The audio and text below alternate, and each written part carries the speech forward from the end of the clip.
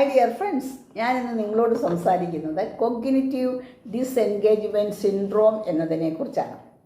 നമ്മൾ ചില കുട്ടികളെ കാണുന്ന സമയത്ത് അവർക്ക് വളരെ ശ്രദ്ധക്കുറവാണ്, ഒന്നിലും ഒരു ശ്രദ്ധയില്ല.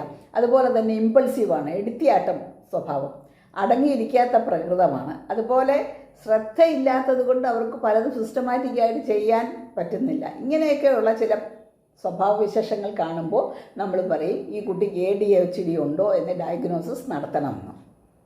ഇതിൽ നിന്ന് കുറച്ച് വ്യത്യാസത്തിലുള്ളതാണ് കോഗ്നിറ്റീവ് ഡിസെൻഗേജ്മെൻറ്റ് സിൻഡ്രോം. ഇതിനെക്കുറിച്ച് കൂടുതൽ പഠനങ്ങൾ നടത്തി വരുന്നുണ്ട്.